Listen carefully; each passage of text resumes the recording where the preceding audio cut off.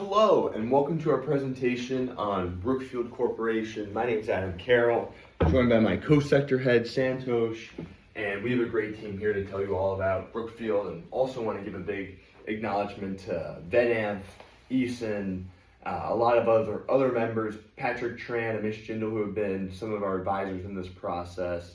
Kira, big thank you to you all for all your work on this, even though we weren't able to be on stage today. So just to get into the industry overview, we think a few key things are happening. I know a lot of you are interested in careers in private equity, and there are a few key themes that you should know about. The first one being that private equity sees a big opportunity in the retail space. So retail investors like you and me, investing in smaller check sizes, and they're trying to create different products to fit that demand. So these are semi-liquid products that you can buy in a given quarter, get out maybe a few quarters later. And so that is the general process of these funds. The second thing is that private equity firms are increasingly buying insurance companies. Insurance companies being permanent capital or long-dated capital vehicles that are going to be selling annuities, they're going to be selling life insurance, and they're going to deploy some of that money into private markets. So who's going to be the best allocator of that insurance capital is still an open question. Then the last thing is this barbell fundraising dynamic where the big fish like KKR, Blackstone, Brookfield, they're raising more and more of the money, and the smaller firms are raising less and less. And so which of these big managers do you allocate to? Which is going to be the most efficient at this larger size? Also an open question. So now to get into Brookfield specifically and why we think it might be the right fit to play on some of these themes.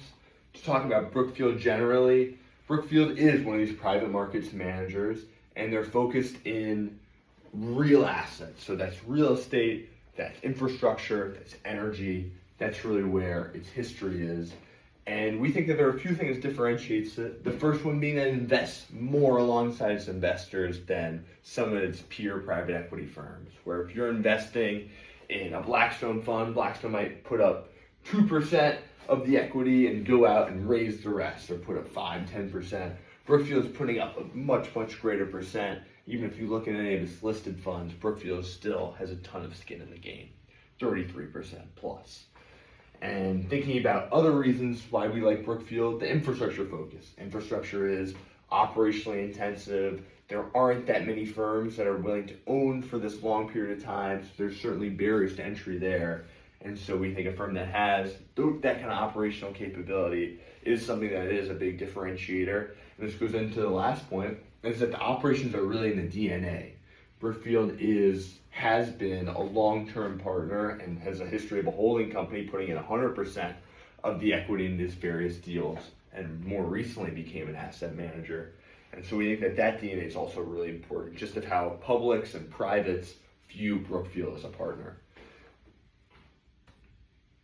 So moving to the ownership chart, you'll see that we're investing here at the holdco level. This is Brookfield Corporation that owns different pieces of these listed and directly investing subsidiaries. So Brookfield Asset Management being the most important, which we'll circle back to, but then other verticals in private equity and renewables and infrastructure, that is Brookfield Corporation. So then those listed subsidiaries, they're investing directly in assets, and those assets are putting off cash flows that are eventually paying dividends, of which a pro rata share is going to the public, and some is going to Brookfield, along with a little extra bonus if Brookfield meets its distribution targets as far as the dividend. The other thing is that Brookfield Asset Management is also the manager of these listed subsidiaries, so they're bringing in fees off of just the total asset base of those businesses. They're bringing fees based on the funds that they manage in Brookfield Asset Management, and then Brookfield Asset Management is paying dividends up to the parent corporation. The parent corporation's then reinvesting in some of these operating companies, reinvesting in seeding different funds for BAM. And so you'll see that's kind of the flywheel here, putting money back into its insurance business. So that's kind of how we see Brookfield growing.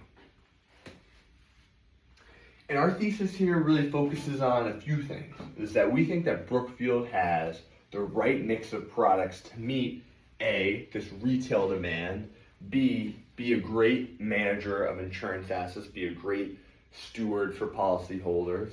And then C is going to be really well equipped to operate in this fundraising environment where they're getting more and more capital at scale. Are they going to be able to deploy it efficiently? We think that Brookfield is going to be better than the competition in that regard. So we think that those are some of the key drivers as far as more of a macro backdrop.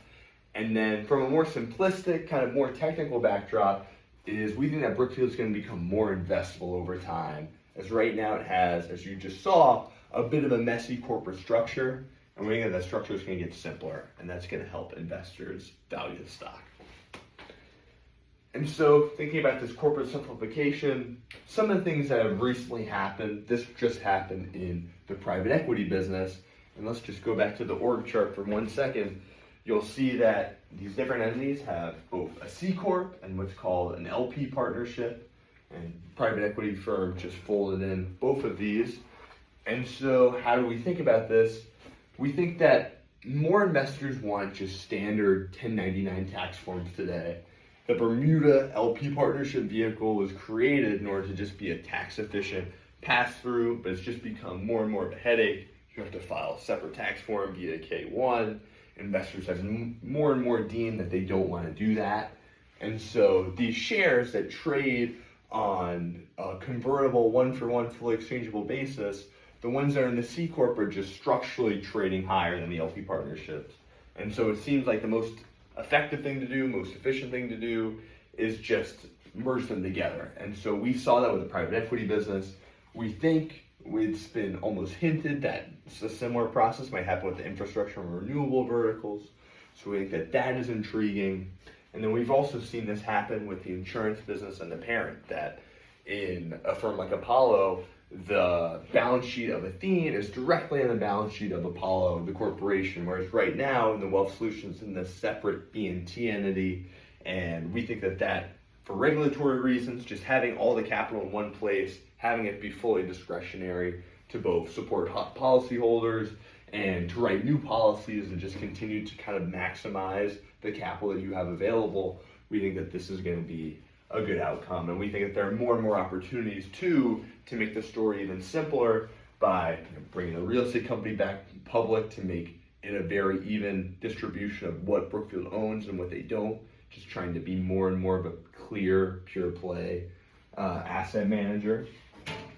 And we think that those are some of the different ways that Brookfield can win. So thinking about the retail wealth channel, we think a few things are very important here. One of the things that we've seen is that in certain macro shocks, like if you're thinking about something like Blue Owl and their software book and credit, is that everybody's running to the exits at the same time. It's the same time when there's macro fear, so stocks go down, even fixed income starts to not perform as well. And so you want to find something that's counter-cyclical. And so what is counter-cyclical? Something like infrastructure, where infrastructure pays you A, a good cash yield, and B, when the rest of the market's going south, that's when the value is highest, and that's also probably when your liquidity is best. And so I think that infrastructure is a good channel for those sorts of assets, because at the end of the day, what do retail investors care about? They care about consistency, they care about downside protection, and they want their distributions on time every quarter, and they want it to be liquid. So that is some of the things that we think retail investors care about, and we think that infrastructure can check those boxes, being an inflation index product, a cash yielding product, and one that won't be subject to the same sort of macro shock. So we think it can grow to a much bigger piece than the 2% it currently occupies. As far as insurance capital, we also think that Brookfield would be a great steward for insurance policyholders. Right now, we kind of know that insurance, maybe unlike retail, is more of a commodity product. If you think about something like annuities, you're going to shop around for who's going to give you the best rate, because in theory, that asset manager or that insurance company, they are by law prohibited to give you that rate until you pass away. That's how an annuity works. And so why do we think that Brookfield's the best steward? We think that they have a focus on long-term assets, a historical focus on long-term assets that are going to make them a great manager. And so that is including something like infrastructure, including something like infrastructure credit, including something like their regular credit book. And so we think that that sort of long-term focus is something that is a great benefit to Brookfield just from a cultural standpoint, in addition to the fact that they have historically also been a great balance sheet investor. They've used their balance sheet in various transactions, unlike someone like a Blackstone or an Ares, who is one of these asset-light managers, not as well suited to be in the insurance business, where you're constantly risk managing, you're constantly trying to weave your way through interest rate shocks. Who's going to be the best in that regard? Who has the best track record? We think that Brookfield has a great case to do that. And then thinking about scale, we've recently seen KKR raise huge buyout fund, Blackstone raise huge opportunistic credit fund. So who's going to be the best when it comes to fundraising at these larger and larger scales? We think that infrastructure specifically is something that has a great runway ahead of it. Not only because of data centers and AI infrastructure, which is also a core competency for Brookfield. They're not one of these people who's just flying into the space because it's a hot space. But also just all these standard infrastructure assets. You see the study from McKinsey about just all the basic assets that we're going to need, and also all the government debt that's out there. So these public firms, these public governments, these public entities that would usually be putting their own capital, would usually be funding it via taxpayer dollars. That is increasingly not an option as these government balance sheets are more and more stressed. Private capital is going to be much well suited to fill the gaps because there are only so many public companies out there. The governments can't make up the rest. You're going to be looking for private equity firms to fill that big capital gap at an attractive return. And what kind of partner are you going to be looking for? You're going to be looking for someone like Brookfield, who has historically done the same sort of deals with different governments, with different public companies. And so we think that that creates a really good opportunity for Brookfield, who has a reputation in the space, has a long-term operating history, and has a real scale opportunity ahead of it, a massive $100 trillion opportunity in the next 15 years to deploy this capital, as opposed to someone who's doing a fix and flip buyout strategy that they started in the 1980s and they raised flagship after flagship, and you're looking at the same suite of consumer and industrial businesses, and they're just less and less good opportunities, less and less value creation opportunities, as opposed to something like infrastructure, which is more of a steady compounding profile. So here's a sum of the parts analysis. We really want to stress a few things. We think that A, they're well suited to be in the insurance business. So we think the insurance business is should be valued more than what the market currently deems it at. And then we also think that BAM is something that should be valued more than the market currently deems it at, because that's something that we think is going to grow fast via the private wealth channel. Everything else that's on here about different multiples that we're applying to private things off their balance sheet, you can take a look at that. It should be detailed pretty well in our appendix, but those are the things that we want to stress that are going to grow, in addition to BIP, which is the public asset manager of Brookfield's infrastructure assets, that we think is also just a well-suited vehicle for public markets, public retail investors, really. And so here's our distributable earnings build. You'll see, similar to what I just told you, the places where we think there's going to be great growth on the asset management side and the insurance business. And some of this might be pulled out from other businesses, like you'll see the real estate businesses shrinking as far as the balance sheet as that money comes back into insurance, is trying to fund some of the new investment, new purchase of policyholders, new investments in organic growth, new distribution channels for Brookfield's insurance business. And that's how we kind of get to what we think is the distributable earnings.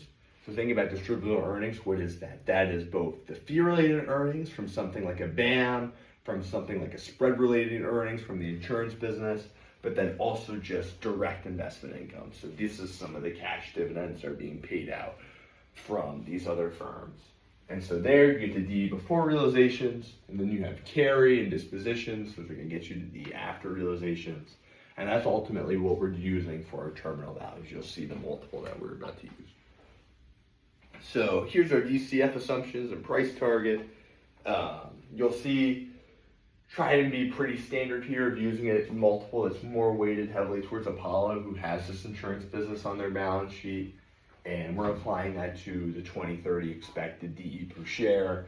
You'll see we're forecasting a little about If 2025 is around 270, Brookfield's management team says they're going to double the business, so we're forecasting a little bit under that. But they have doubled the business before when they promised that in 2020. So we do feel pretty decently about that prediction and their ability to execute on it. So looking at comparable companies, you'll see that Brookfield's not that cheap. We're looking at Apollo, and then we look at Brookfield and see that Brookfield is almost 5 turns more expensive. So you might say, why not invest in Apollo? Why not invest in one of these asset-light managers here on the bottom? We think for a few reasons. We think, one, that the asset-heavy model is going to be more and more validated, as you'll see all the conflicts of interest that continue to arise on the asset-light side, as we see a lot of stress coming into private equity for those sorts of reasons. And then B, is that we think that Brookfield is one of the companies where their multiple is holding steady over time. You are getting premium growth over something like an Apollo. And we do think the growth is going to beat even these BMO estimates in distributable earnings and AUM because of what we see in the wealth channel and the insurance channel. And then we also see that asset managers that grow their perpetual capital pretty fast, like Apollo, Blackstone specifically is growing its perpetual capital business very fast. They're the ones getting premium multiples. And that's also something that we see with Brookfield, is that they're really well equipped to have that long-term profile. And then we think that as their fundraising around the perpetual capital business grows, that they'll get the premium valuation, as well as all the reinvestment that we're doing that we see as an upside because the dividend yield is so small. So we really see that as an upside to the stock because we don't need the current income today as an endowment. And so as far as management team, obviously that this is something that is important. We're looking at Bruce Flatt, who is someone who's been in the company for a long time, has a great track record, of compounding the business at what they target to be 15% per year. In 2020, they promised that they would double the business, and they delivered. They over-delivered on that promise, so they do have a history of conservative guidance. And so that's something that they promised again in 2025, to double their food-bearing capital, double distributable earnings. And so in a large part, our bet here is a bet that this team has the ability to execute. And we do think that their commitment over the long term to having lower leverage, to focusing on not disrupting that compounding process, to being good capital allocators, whether it be buybacks, whether it be reinvesting in new verticals like insurance, we do think that they are generally well equipped, as we're looking at this as a long-term hold, to be the best steward of where to put that money. So those are some of the things that we're thinking about here in regards to Brookfield.